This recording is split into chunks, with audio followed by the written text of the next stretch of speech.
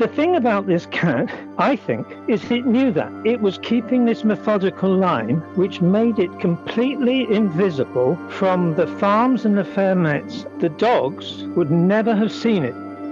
That's the first question. Did you take a photo? And so it immediately puts you on the defensive, because when you say no, people say, well, it didn't happen. You're on the back foot of what's your little story. Welcome to Big Cat Conversations. We speak directly to people who've encountered one of Britain's big cats. We also discuss the bigger picture. I'm Rick Minter, and thanks for joining me.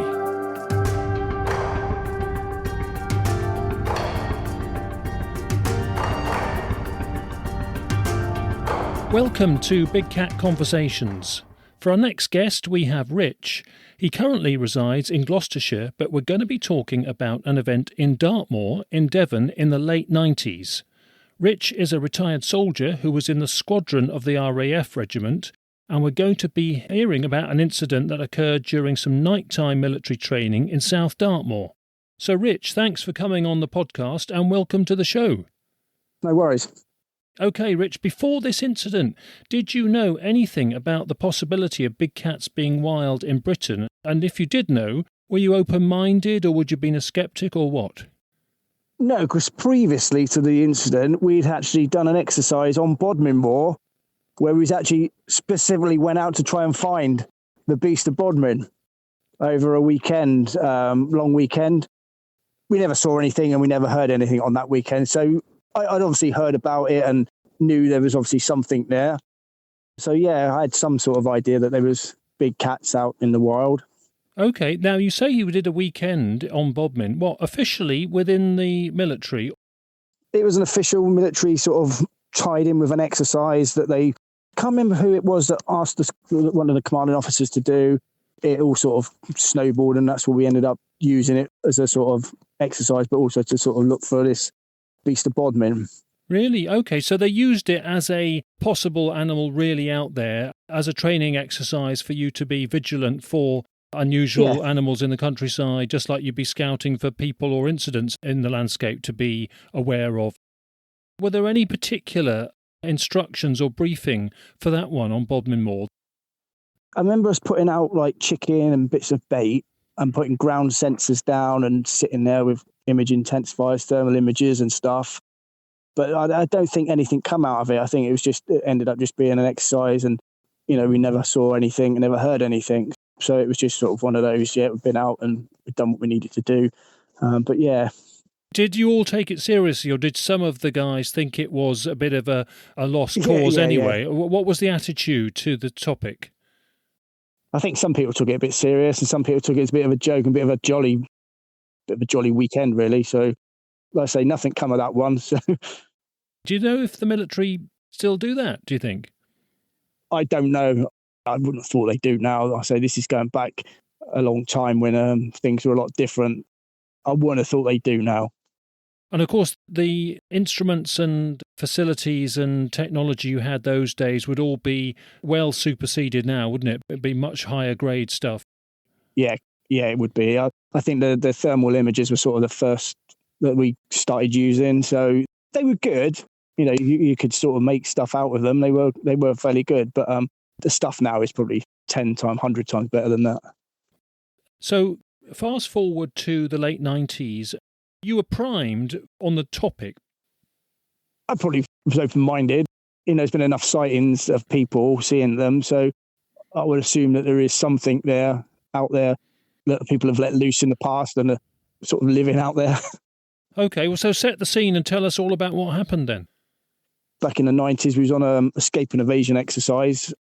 Me and a colleague were manning an OP at the sort of halfway up a tour, looking down into the valley, probably 300-400 metres down, maybe 5.5 K. There's a lot of sheep at the bottom.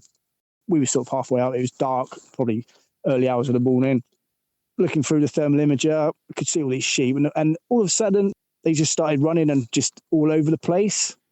I could see them. I just thought, because part of the escape and evasion exercise, someone had jumped into the field. A couple of guys had jumped in and they were running through the field with the sheep, which was scaring them. But when I turned the camera, the scope, I could see a cat-shaped thing. It was quite clear because the thermal imager was quite good. I say it's only like probably less than 0.5 K. So it was quite clear, and you could see the scale of the cat. It was a cat because you could see the shape of it. To the sheep, they were very similar in size. And we sort of both going, oh, look at this, both looking at it, going, yeah, look at that, look at that. Yeah, and it ran off across the field and all these sheep, and then we lost it. It went into dead ground, and that was it. It was a couple of days later after the exercise had finished. We were standing in Princetown, the little village there, and we was in the pub, the Plymouth Feathers. We was having a beer and something to eat and got talking to the old local guys in there. I don't know how the conversation got around to it, but we just happened to mention it, and we just talking to them all night about it, how they'd seen it, the big cat in the village and around the village and all those sort of things. So, yeah, they sort of believed us. Yeah. And going back to the actual incident, you were observing the landscape through a thermal camera, were you, at the time? Yeah, so it was I can't remember, it's red and black thermal thing. It was a really still night, and it was quite a clear night. The thermal stuff was really good as well. So you could make out the sheep, and you could sort of make out where they'd been lying down in the wool patches. But this cat that had just run across, the shape of it and the sort of the size of it, that's what we saw. That was a cat. Could you see its tail at all in the thermal imaging? That's what made me think it was a cat, because it had, like people say, like you see a domestic cat that holds its tail. Yeah. It was like that, but it was just bigger, like obviously a big cat. If you put it up to one of the sheep, it was of a very similar size, longer, but height-wise, it was probably the same size. And do you think it was trying to snaffle one? Did it seem to be in a predatory mood, or did the sheep just freak out because it was there? You know how how you see a cat sort of stalk? The first sighting of it, it was like in that crouch stalk mode, and it stood up, and then all the sheep were like legging it. And then we just lost sight to it as it went into the dead ground. So it was only a couple of seconds probably we actually saw it for. But, long enough for both of us to keep going, oh, look at that. Yeah, look at that. Yeah, and the reaction of the sheep you saw, obviously, which reinforced it. Yeah. Do you think it was successful? Do you think it probably got one? I don't know. It may have done. It was quite, it wasn't that far away, but it didn't seem to be running fast enough or to catch him, because the sheep were they looked pretty nifty across the thing, and it just seemed to sort of walk quite slowly. After it stopped its stalking, and it sort of stood up and sort of walked. It didn't run. So yeah, I don't know if it would have done, or we didn't go down and check afterwards anyway.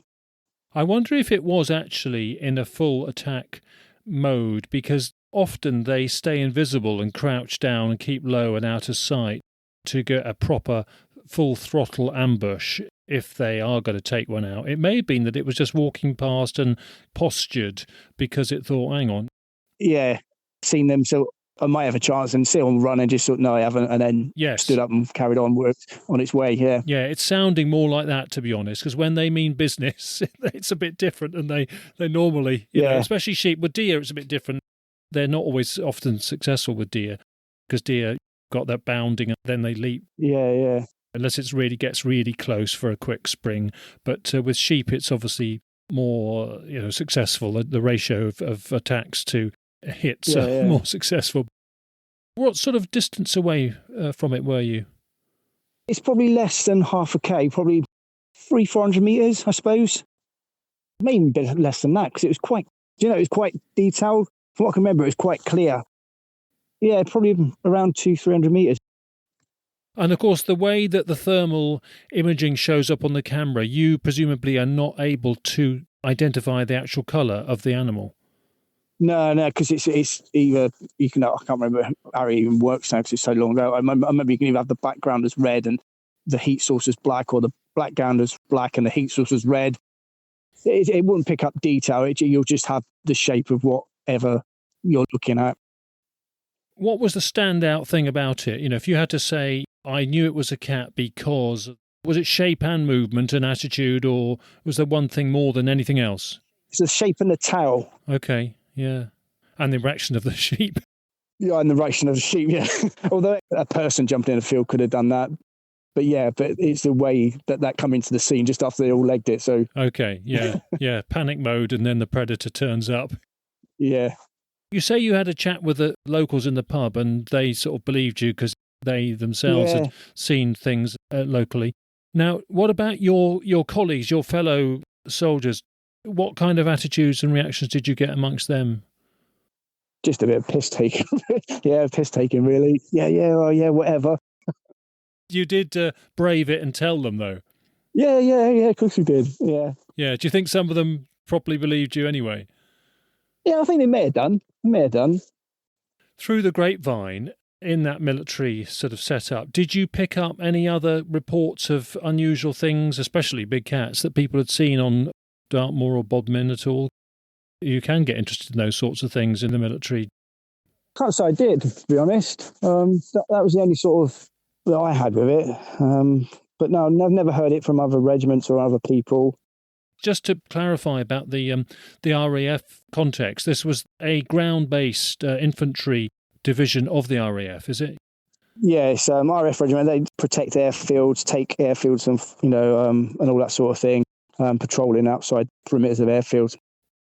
As a tough military guy, emotionally, how did that make you feel at the time and on reflection, having seen a big cat in the wild in Britain? What did you reckon on it? I don't know, really. To be honest, didn't really think much of it after I saw it. We told the guys down the pub and had a chat with them, but to be honest, I didn't really think much to it. I saw a big cat in the wild, and like you say, you do hear stories, don't you? And you've heard all the things in the paper of people sighting them, so you think, yeah, maybe there probably is some cats out there, and I've just seen one of them. It didn't sort of affect you profoundly like it does some people. It confirmed the mystery, I suppose, though, to you. Yeah, I suppose it did. I suppose, like you say, you do hear the people, you see them in the newspaper cuttings, don't you, of people with photos, and they've seen this and they've seen that. And I just thought, yeah, I've seen that now. I've seen one of those big cats. Well, did you ever do many other follow-up exercises in the area? And did you start thinking, I wonder... I spent quite a lot of time doing different things over on Dartmoor, training exercises. Never really sort of thought much of it, really. It didn't make you start looking for it again and thinking, I wonder if I'll see that big cat again. It didn't get you like that? Yeah, back in my mind I may have did, but I didn't sort of purposely go out going, I'm going to see if I can find that big cat or anything, but no. The guy who was with you, it must have been useful that the two of you were together and could discuss it and confirm it to each other. Yeah, and we both sort of said it when we got back with the rest of the guys. We both said it. We saw a big cat, the lion of Dartmoor, as they used to call it back then. We saw it. So you were both looking through your respective thermals at the time. It's not like you had to share one or anything. Oh yeah, we had like a thermal imager. We had some night vision goggles and night vision scope as well on the rifles, and so you could see all different. We had different sort of aspects of it through thermal and night vision. But the thermal was the better one. The night vision wasn't so good. You could both confirm to each other that you were seeing the same thing. We was both looking for this guy, going, "Oh, look at this," and we both sort of took it in turns. And that was only like a couple of seconds of swapping it, but yeah, we both saw it. What's your view about the fact that you can confirm we've got big cats in the wild? Do you think it's cool or worrying for sheep farmers, or have you got any views about the concept of it? There can't be nothing to worry about because someone think would have happened, wouldn't it, by now? They're probably there just keeping themselves and eating when they need to eat, and then back into wherever they're hiding, and that's it. And they're quite secretive, and it's going to be hard to find them, isn't it? You spent a lot of time in Dartmoor and know what a big wild place it is and how easy it is to hide away if you need to. Dartmoor's massive, isn't it? It's like, I think it's one of the biggest wild areas in the country. An animal could hide there quite easy, I would assume. And there's plenty of food around there. Yeah, really good to hear this, Rich. We hear indirectly and through the grapevine of people in the military who have come across them doing military training. To actually hear somebody direct talking about it is really useful. I'm sure listeners are very grateful to you, Rich, for this, and thanks for all that you guys do in the military. We're obviously all very grateful to you, and it's better guys like you do it than wimps like me who'd be useless. So, no worries. Great. Really good for you to come on the podcast, Rich. Thanks ever so much indeed. No worries. Thanks a lot.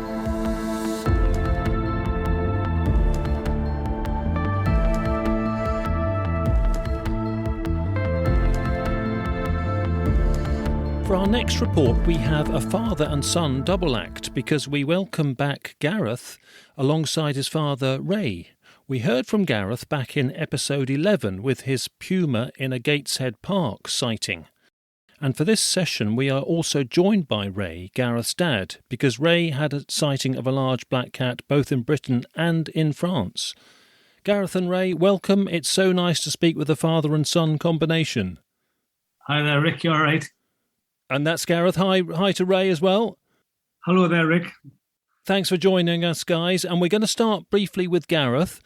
Gareth's then going to hand the microphone to Ray, and then Gareth is going to come back for a chat and reflection at the end of the session. So, Gareth, first of all, welcome back to the show after your appearance on episode 11, because in episode 11 we learnt that you'd seen a puma, surprisingly, on holiday in Florida, where pumas naturally exist in their native country, but you'd also seen one in a park in Gateshead in quite a residential setting. Now, have you heard anything more? Because you said at the time you were going to gently raise it with some dog walkers and local people, just partly for awareness raising, but partly to see if anybody else had seen anything. Has anything come of that, Gareth? Have you heard anything more? Well, spoke to dog walkers, and all I ever get is shock and surprise and disbelief. I've got no further forward really with that kind of conversation. I did pass you on to Lee, yes, who's a friend of mine, who saw a big black cat. He believes it was a black leopard. His sister's seen it twice. It's not very far from here at all. That was interesting to talk to Lee about that. Yes, and I did have a chat on the phone and emails with him. I think he knew a guy who owned some land in the area who was aware of it. They didn't want to pursue it for a podcast episode. That often happens. We often get potential leads, but coming on a podcast is not everybody's cup of tea. But it's it's nice to network and get more contacts. Yeah, sure. So, and it just shows you somebody nearby had seen another type of big cat. Yeah. What was interesting, it was actually Lee's cousin who owns a garage and some land. He's seen a black cat so regularly, he thinks he could actually almost tame it when you can see it. Yeah. And I've heard other people say that. It is interesting, isn't it? But of course, some of these people just take it as another animal in the countryside to get used to. They're not so into it as the rest of us that listen to podcasts and go on Facebook and whatever, and they're not so bothered about trying to prove it or film it, but they are respectful. I think there's quite a lot of that goes on, and I think that those guys were in that category perhaps. So, well, good on them. Each to their own, yeah. So does it frustrate you? Sorry, Gareth, go on. Yeah, from my own perspective, the only other progress I've personally made, I once think I saw a scrape. Oh, okay, yeah. There was a clear path on the side of a cornfield, which is not too far from here. If you imagine the soft mud, not I wouldn't call it mud, but soft clay. Yeah. And you could see where there was claw marks in about a metre square area. Maybe it's 2 foot across and a metre long. You saw definite claw marks. I wouldn't want to call it dogs. The claw marks were too thin. It was really dug up. And I thought it was just so unusual. And it really stood out. And I thought anyone who never saw a big cat would probably walk past that and I think twice of it. But I looked at it, I thought, wow, I wonder if, I can't say for sure, but it definitely looked suspicious to me. Other than that, literally nothing in this area. I mean, I do get asked for my thoughts on quite a few photos that people take of exactly what you've just described, potential scrapes. They're always so difficult to judge, but they could, and most of them end up, well, yes, possibly, could be. Could you put a trail camera there? Next to scrapes is a good place to put trail cameras because they might come again, and obviously they're doing it to scent and communicate with others. Yeah. You're in the target zone if you've got a definite scrape, scent marks scrape. Does it frustrate you, Gareth, that you haven't had another sighting or you haven't heard any other people backing you up on your local sighting in Gateshead? I'm not frustrated with myself not seeing one because I don't ever expect to see one again. I knew that encounter I had was kind of an absolute one-off. The chances of that happening again are so slim. But I do find it frustrating that there's so little coming out of the northeast. I've said this before, Rick. I think the northeast is absolutely prime habitat for big cats. Yeah. It really is. And of course, we don't know whether that's the fact that we're not getting to hear about the reports from local people and estates and private landowners, because a lot of people just do keep it quiet for all sorts of reasons, and partly because they want their own privacy, or that despite your thoughts that it is prime habitat, it just hasn't got as many cats, as some other regions, so there's not so many reports. We'll never know that conclusion. Yeah, I don't know. Yeah. No idea. Yeah, okay. Now, we do need to slap you on the wrist slightly, Gareth, but actually we're coming back to sort of make up for it with a vengeance now, because you mentioned your dad and mum's sighting in the past, but that was in County Durham, wasn't it? But you didn't mention they'd had a sighting in France. You overlooked that one, but I think we can understand why. But do you want to explain yourself? Yes, I do want to explain myself. I forgot all about it, simply because I was that overwhelmed with my own sighting. I forgot all about it. Yeah. Obviously, the big cat sighting I had in County Durham was quite recent, so it was fresh in my mind. But the one in France that I had, it's just completely slipped my mind, Rick. But it wasn't until I heard you calling out, saying, has anyone seen anything in France? I thought, oh my goodness, I forgot all about it. Well, that's great. It's just as well I did do that, and it's really nice that we could get you back on and introduce your dad. So, Gareth, before we sort of sign off for a bit now, because I gather you're going off to watch the football for a bit, and quite right too, but we'll have you back later. But just sort of introduce the date and location in France, and then we'll get Ray to explain all about it.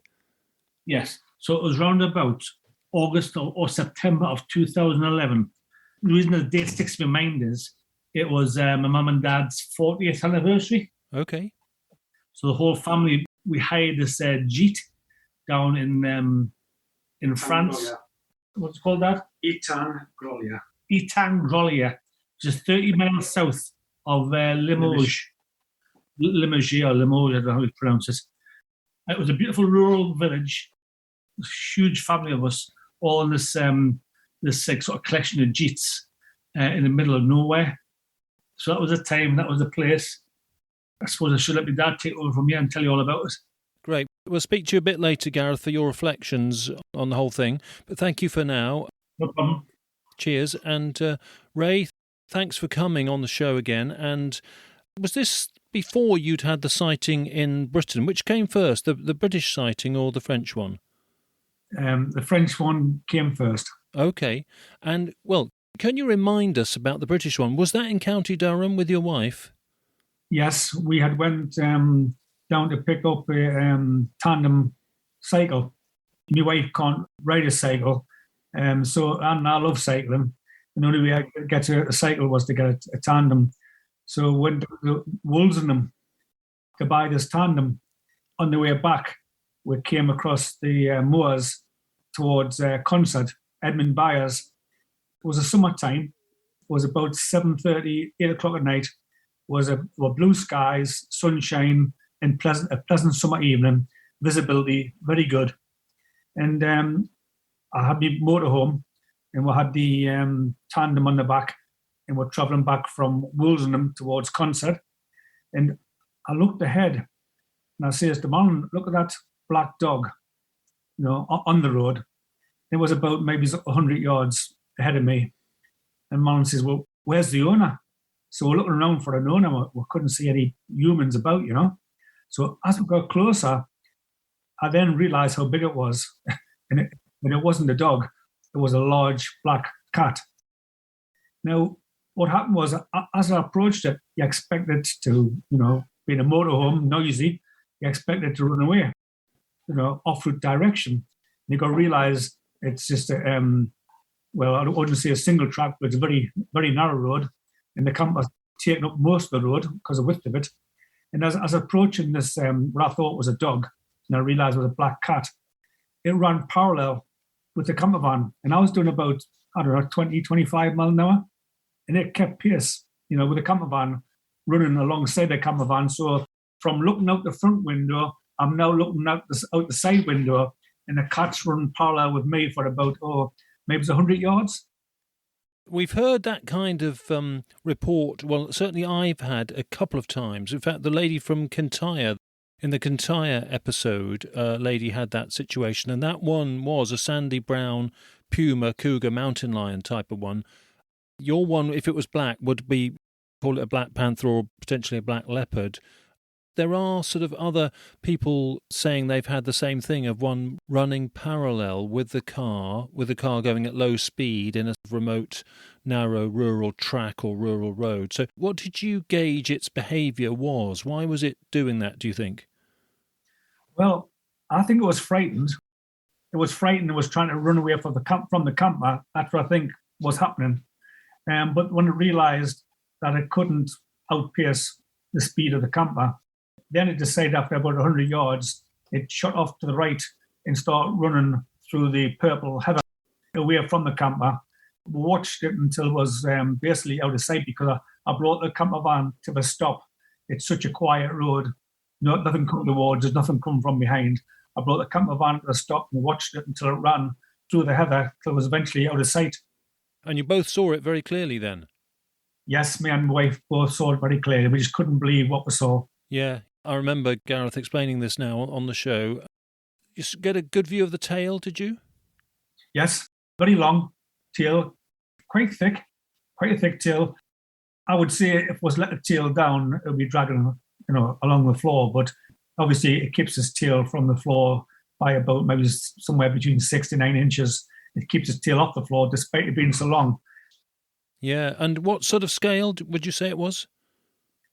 Scale? Are you talking about length? The body mass of the animal. Yeah, I would say it was in the region of between 5-6 foot in length. Could it have been a freshly released or freshly escaped one, or do you think it was wild and had grown up there, basically? Difficult question, but what was your hunch? Difficult question. It was in prime condition. It didn't look as though it'd been, short of food or water. The coat was very black, very silky, and it looked as though it could have escaped out of somebody's, pen, the condition it looked. I was thinking if it was living wild, it may be, thin around the rib area because of lack of food or lack of, water, things like that. But it didn't seem that way. You think if somebody had a beautiful black cat in their home and they kept it in immaculate condition and they've opened the door and let it out, that's what it looked like. Although they can often be couch potatoes in that situation and a little bit overweight. I mean, in the wild, they are very slim and athletic. It's tricky to know, isn't it? But it looked confident anyway to you. Oh, extremely confident. It had I wouldn't say it had any fear of us. I would say if any fear it had was the fear of the noise of the vehicle and the size of the vehicle. That was its probably fear. I don't think it was us, if that makes sense. Okay, and incredible that you've seen one in France, family anniversary holiday in Midwest France, is that right? Yes, that's right. I think the place is classed as Etang Grolia. I think the word Etang means lake in French, and it's very close to a place. The nearest town, I would say, was Busserolles. That's the nearest village or town next to Etang Grolia. It's a very farm-like, rural-type place. Lots of lakes in the area, quite isolated. The gîte we were stopping in was English-owned. His wife was French. It had something like about probably 10 rooms. I think there may be about 30 of us there. Best friend since school, Brian Mack, he was with us, and he enjoys watching birds. And he was carrying binoculars with him. Gareth's friend, Nathan, who lives in Stanley, he was with us as well. So we decided to go looking for bird watching, really. And as we came out of the gîte onto the main road, we could see across in the field about 200 yards away. At first, we thought it was an Alsatian, but looking at the size of it, we realised it was bigger than a dog. We stood and watched the cat for maybe 3, 4, 5 minutes, maybe. My wife came out thinking what spotted a bird. So she says, what are you looking at? And I said, look across there, there's a cat. And by the time she zoomed in to where the cat was, the cat by that time was leaving, but you did see it before it left. So really it was 4 persons in all. So my best friend from school, Brian Marek, he's the one had the binoculars. Then Gareth's friend, Nathan, he was with us. He saw it. I saw it myself. And my wife saw it. So what we did is my wife went back into the area where we're staying. Us three lads decided to cross the fence and walk across the field to where we saw the cat in the hopes of maybe trying to get another viewing. When I got to the tree looked quite thin, 200 yards.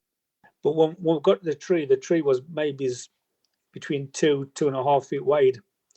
And then that started giving us some dimensions then of the size of the cat, because the cat was standing a long ways to the tree, and the tree was right in the center of the cat.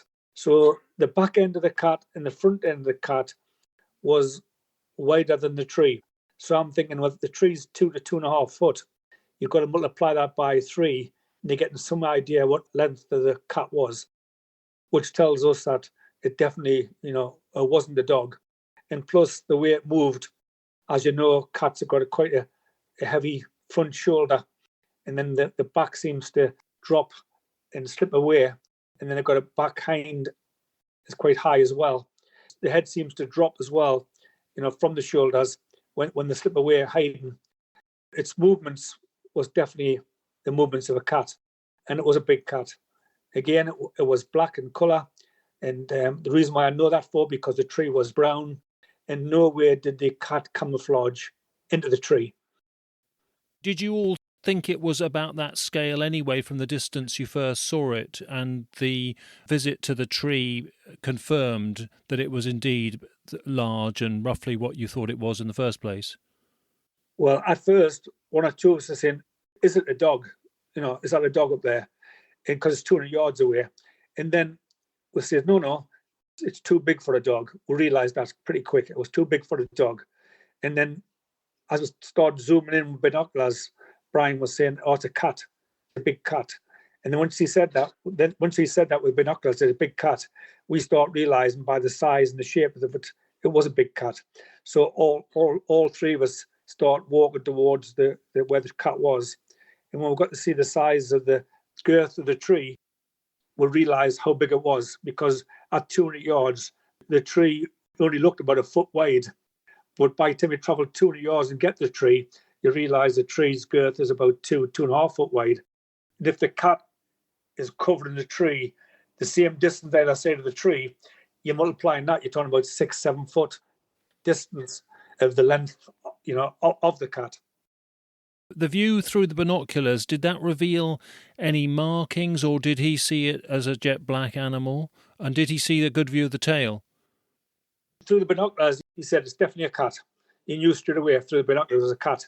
We had suspicions that it was a cat by the size. He confirmed it, being a twitcher and looking for birds. You can imagine the quality of the binoculars. I think he paid about £350 for these binoculars. So that's why we start moving towards the cat to try and get a closer look. And I think that probably frightened the cat off, because we were heading towards its direction. Nobody had a camera on them with a long lens or a mobile phone that could zoom in? Nobody did, I don't think. Us old hands got a tendency that we resisted modern technology, mobile phones for a long time, thinking, you never get me getting one of them, basically. It's only recently that I've gotten a mobile phone, start using one. We are old hand with the Nokias, which were just a press pad type telephone where you ring people, and that was all we had. We didn't have the modern technology phones like we have today. Because that was 10 years ago, wasn't it? 2011 when that was, and I think in them days, if you had a Nokia, you were probably high flyer with phones. What was the emotional reaction at the time? You'd presumably heard about big cat sightings in Britain at the time, but not in France. It must have been an extra surprise, was it? It certainly was. And, once we got across to where the cat was and we couldn't find it again, although we searched for it, we couldn't find it again. We couldn't wait to get back into the gîte and tell the family, what we're seeing. So the lad who owns the gîte, he's English, and he's lived in France for about 19 years. He's lived in France. I don't know if you heard of somebody who does downhill cycling. It didn't mean much to me, but he says that's what he does for a hobby. he does downhill cycling. Some of his bikes are worth about £2,000 each, and he had a number of bikes, So I says, guess what we've just seen? He says, what? I said, we've just seen a big cat up by the lake. And he wasn't excited, he wasn't shocked. And he just says, we get regular sightings of them around here. So I'm not surprised. Okay, and he said them, did he? Not just it? No, he said, we get regular sightings of cats around here. And he wasn't shocked, he wasn't surprised. I mean, imagine how excited we were seeing it. And we were full of enthusiasm and, dying to tell the story to everybody. But he just took it to, so what? You've seen an Alsatian, so what? What's the big deal? That was his attitude towards it, He wasn't excited in any way whatsoever. He hadn't seen one, but he'd heard of local people and visitors who had reported them. Is that right? Well, what he was saying is, he says, we see them regular. That's the word he used. He says, we see them quite regular around here. So he's talking as though he's seen them a number of times. He spoke to us. Yes, okay. A bit like happens in Britain in some situations with some landowners and farmers. That they don't get as excited as some people who have sightings because they're aware of them. That was it. You couldn't really follow it up because you were on holiday and it was a long way away anyway. And presumably it was too far away for you to get super excited because it wasn't close up, but you also weren't close enough to it to be nervous and wary about being in the close presence of a big, large carnivore. Well, because there was three of us, we felt fairly safe because there's three of us, I probably wouldn't have went running across to where it was if I'd be on my own. But because there's three of us, we felt confident enough to run across the field where we saw it in the hopes of seeing it again.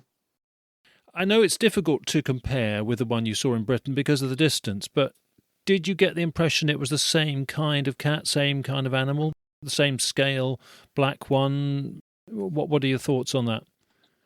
Definitely the same cat. What I saw years later at concert was the same cat I saw in France. So potentially a black leopard. That's the standard. Yes. That would be the most sort of relevant, obvious first candidate anyway. Not saying it definitely is, but that's the one. It's a standout candidate, really. Presumably, because of the distance of the one in France, you couldn't really judge the issue of its confidence, could you? And its wildness, or would you say it was, a wild, confident cat from what you saw at the distance? I'd definitely say it was wild. I would definitely say the cat was lacking confidence in the sense that when it saw us trying to approach it, i.e. we crossed the road and started climbing over the fence into the field, it shot off in fear. So obviously it must have lacked confidence when it saw us trying to approach it. Yes, but that doesn't mean to say it lacks confidence in its main lifestyle, does it? I suppose it just didn't want to be hassled by three humans. Yeah. You didn't learn about sort of the local deer and rabbit and pheasant population, but presumably it would be eating those kinds of prey. And he didn't talk about sheep kills and that sort of thing. And he didn't talk about it as a nuisance or a pest, presumably. Not the lad who lived there for 19 years. He wasn't saying that they're having hassles with the cats. He just said it in like a matter of fact way. When I said it, we've just seen a big cat. He said, well, we see them all the time. As though, it was a big deal. Like if somebody said to me, I saw a pheasant when I was driving through Hexham, and I'd just say, all right, so what? I see pheasants all, you know what I mean? And that was a kind of response I got. If they say, well, so what? You've seen a cat. Yeah. And I think that presumably, had it been an issue in the neighbourhood, he might have said something like, the local farmers are fed up of it taking sheep or whatever. And so the fact that he didn't say that, one assumes that it was sort of fairly neutral part of the scene. How interesting, because we don't hear, we're not getting this in Britain, are we, that these are known about in France to the extent that he was implying. Now we're scratching the surface on this podcast with it. It's interesting to see what's coming up. Gosh. Well, I tell you what. Yeah. I tell you what's interesting about this couple, right? You're saying like, if the cats were being a pest, you would say so, and I think I agree with you with that. Mm. I'll tell you why I say that. As I mentioned, that my wife and I enjoy cycling, with a tandem. When we were in France, we had a tandem in France, and as you know, the roads are very quiet. Anyway, the Citroen car came alongside us. And as you know, you think, well, he's a bit close because the roads are quite narrow. He's a bit close to us. So I start slowing down to let him get past us. Instead of passing us, he just kept parallel with us. He started moving in towards us and in towards us till eventually his car was touching my handlebars of his bike and he knocked me and my wife into the grass verge. Good grief. Neither of us were hurt. But anyway, again, I didn't think a big deal of it. I thought he's probably a Frenchman. He's had a few drinks too many. He hasn't controlled his vehicle very well, but so what? These kind of things in the Northeast happen all the time and you don't make a big deal of it. So when I got back to the gîte, I saw the lad who owned the gîte and his wife. And I said, you never guess what's happened. And I explained what happened. Right, his wife, come with me. I said, what do you mean, come with you? She's getting the car. I'm taking the police station. I thought, you're taking the police station? Yes, I'm reporting this. This is terrible. You've been knocked off your bike by a car. We're going to get this sorted out. And she took us to the police station. And it must have been a good 15, 20-minute drive to the police station. When we got there, it was a massive police station. And there was only one officer there. She says, come on in. We went in, we sat down. And she's obviously translating in French for us. And she's asking questions in French and she's translating for us. And we had to fill a statement in about this. So what I viewed it, such a stupid little incident. To me, it was unimportant. And she says, nothing happens around here. And this is so exciting that the police have got something to work on. I thought, I can't believe it. So I'm thinking, if they think that is a big thing and a big deal, and then I'm talking about seeing a big cat, and him and his wife just was a matter of fact, oh, you saw a big cat. So what? Attitude, I'm thinking, wow. If they were so excited about me being knocked off the bike with a wife by some, drunken Frenchman, and they made a big deal of it, I thought, why didn't they make a big deal about the cat? Yes, I think you're right. That does put it in perspective, doesn't it? Yeah, you didn't tell anybody else or get anybody else's reactions then? No. I mean, as we see things in life, I usually share it with the family, what I've seen and friends, but I'm not tendency to go around telling other people of what I've seen, because sometimes you start thinking, is this a nutcase here? What? Well, I think that is an issue, isn't it? The fact that you claim to have seen one in France and County Durham in England. I mean, some people are going to say, hang on, can we really believe this guy? It risks making the two sightings less believable, doesn't it? I think that's the problem. It's a tactical judgment you have to make about whether you declare sightings, especially if you've had two very unusual ones. Well, it's true. I mean, if Gareth, hadn't been talking to you in the past, I don't think I would be talking to you about it, because my view it is, I've seen it, I've experienced it, but me telling people is of no benefit to me whatsoever, because whether they believe us or not, it's not important. But I know what I've seen, and that's just important to me. Simple as that. The benefit of coming on the podcast is we can help sort of put it together along with other witness reports and think about this bigger picture. And now we're thinking about this bigger picture not just in Britain but in France as well, with the same kind of cat, it seems. So on reflection, what do you feel, having seen one in both countries, pretty similar cat in both countries? What's your take-home message from the experiences? I've got a feeling that people have had big cats, possibly, as pets, not pets where you cuddle and kiss them, and but they keep them on the premises, probably in a secure cage, but still viewed as their animal, their pet, and they're happy to have them. But I think what's happened over the years, whether because of cost involved and keeping the animal and feeding it, or whether because there's been laws coming out by the government that you're not allowed to have this type of animal, which is viewed as a dangerous animal, as a public area, and people thought, well, I haven't got the heart to have it put down, which I understand that. I don't have the heart to put it into the zoo and be kept in the zoo. So therefore, what I'm going to do is I'm going to give it its freedom, and I'm going to let it out.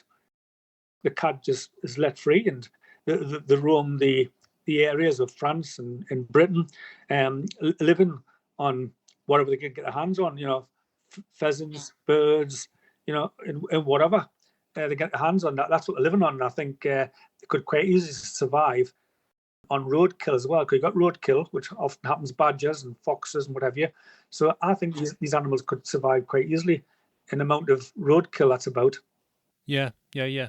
That's very interesting that you've seen one in France and in Britain, and the same colour and the same sort of size. Have we got Gareth back from watching the football? If we can have his reflection as well. Yeah. Any final thing you want to say, Ray, that we've not covered? But thank you ever so much for the reports. So useful to hear them. Well, all I've got to say is when Gareth saw the one at Florida, right? Yeah. I was climbing the stairs to the same ride that they were up above us watching that cat. And by the time I got to the top of the stairs, he says, "Dad, you just missed a cat down there, a big cat." And I thought, oh, and it's just typical for me to miss it. Yeah, but you've more than made up for that with the two other sightings. Yeah. That's definitely true, yes. Great. Thanks ever so much, Ray. Really good to hear those reports, and thank you. Thank you. Gareth, yeah, well, wow, that was so useful to hear, and really just so reflection time now. What's your view on these kind of reports in France and in Britain and, in the family? A couple of points I want to make really is, I remember when my dad and my best mate Nathan Travis, who was with him, and Brian Maddox came back to the Jeet, and I was playing table tennis in one of the barns, and they told me they seen a black cat, right? And I remember thinking, I can't believe I missed that, because I was like torn between playing table tennis with my nephew or going with them bird spotting. I made the wrong choice. So I was devastated when they told us, but honestly, the conviction on their faces, I know all three of them so well. But obviously, my dad, and one was your best mate, and one's my dad's best mate. And you just see they were like delighted what they're seeing. And I was glad for them, So you instantly believed them because of the emotion and the conviction. You knew it wasn't a wind-up. I believe them anyway because, kind of guys who tell lies, but you just tell that they're seeing something special, But amazing that they're in France, and the habitat where we were down there, by the way, thick woodlands, beautiful lakes, farmers' fields. I mean, habitat, you couldn't pick much better habitat for a leopard to live in than around that area.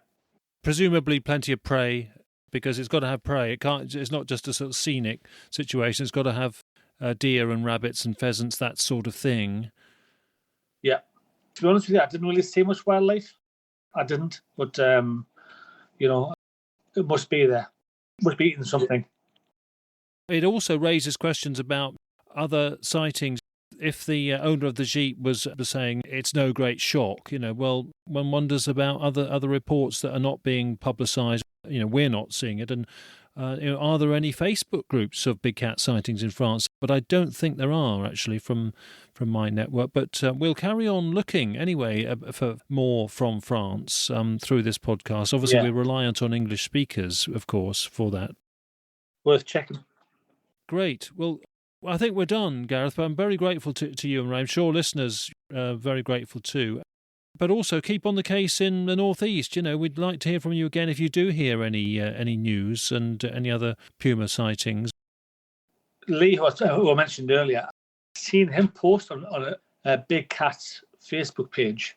I thought it was a UK one. I thought, I can't believe that's my mate messaging on a Facebook page about a big cat sighting. Now, his mate has never told me that. So I rang him straight up. I said, I've just seen you on Facebook posting about a big cat sighting. I said, I've had one too, and we started talking to each other. But that must be so common in that people are seeing things and not telling anybody. Yes, and of course he wouldn't know to tell you because he wouldn't know that you'd had one. So correct. Yeah. Correct. Yeah. Okay, well, we'll keep on the case for Northeast and in France. Do what we can to spread the word and think what it's all about. Yeah, well, thanks again to Ray and yourself, Gareth. Great to hear from you guys. All the best. You're very welcome. Thanks, Rick.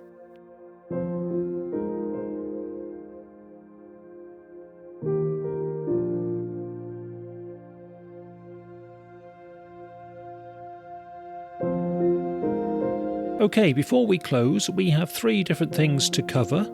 And first is a brief update from Jane and Aid. And they, of course, were our guests from the last episode. They had several encounters around the chicken farm. The big cat has been seen twice more there since the podcast came out. Jane has seen it once near the farm buildings in daylight, and another member of staff has also viewed it. That makes for a lot of sightings for a large cat which would be expected to have a decent sized territory.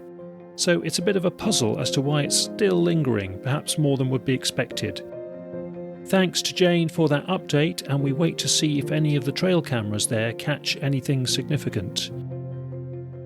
Second to our word of the week, and we have Fusca, as in Panther Fusca, which is the leopard subspecies for the Indian continent.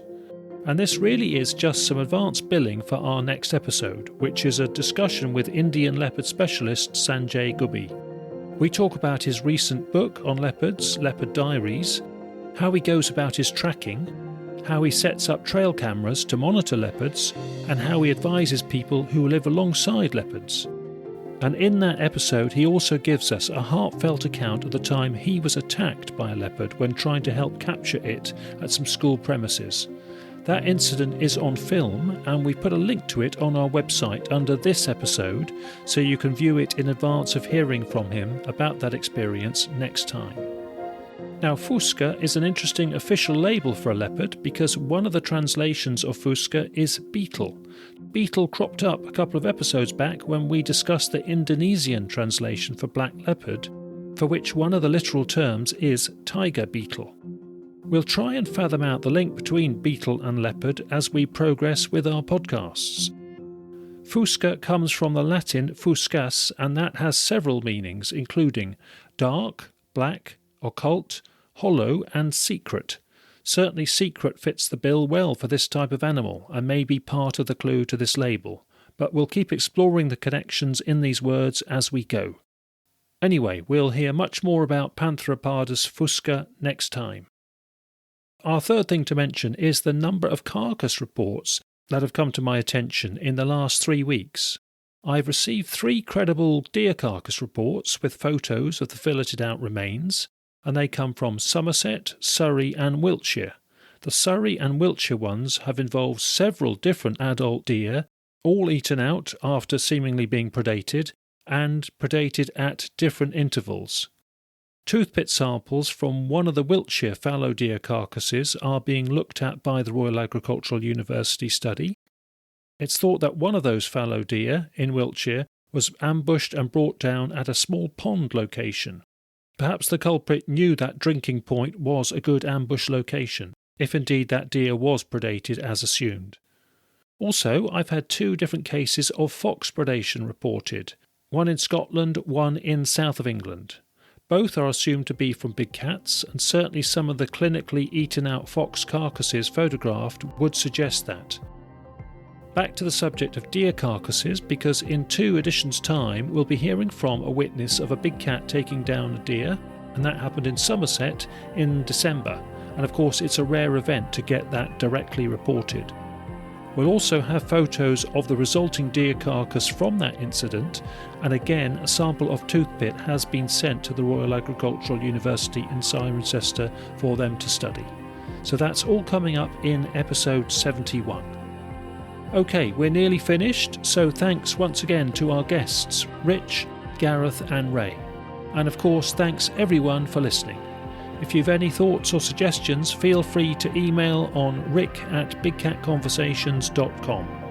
So we're back soon with the leopards of India. Take care and bye for now.